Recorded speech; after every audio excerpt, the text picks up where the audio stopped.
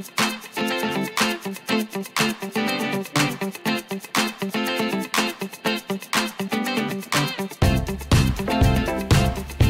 looking good. You're looking good. I fixed you. I'm taking care of you. I believe you. I trust you. Was go back, and Bob just laid the foundation for what it takes to qualify for a loan and kind of a breakdown. But I'm not quite sure that today, with the millennials that are out there, that they can wrap their heads around this, because they're in a different situation. They have student debt.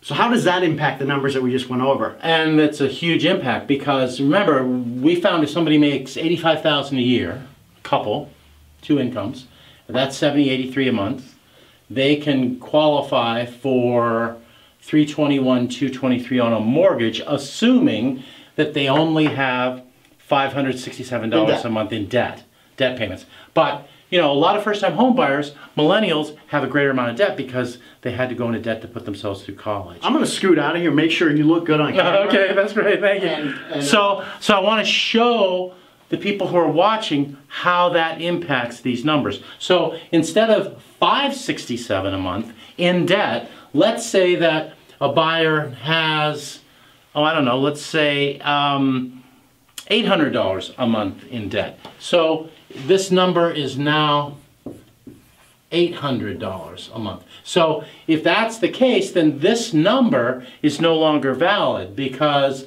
2550 minus 567 equals 1983. So you always have to find the difference between these numbers, which is represented by the reality of what your current debt is. So if we take 2550 and reduce it by 800, we'll find that we can't really spend 1983 because the debt is a limiter on that. So we can actually only spend 1750 for the mortgage payment. So that's what the debt does. The debt lowers the amount that you can spend on the mortgage payment. So if we then take that 1750 and bring it over here, take 1750 and reduce it by 500, we'll find that instead of 1483, the borrowers only have $1,250 remaining for the principal and interest on a mortgage. And if we take, like we did the last time, $1,250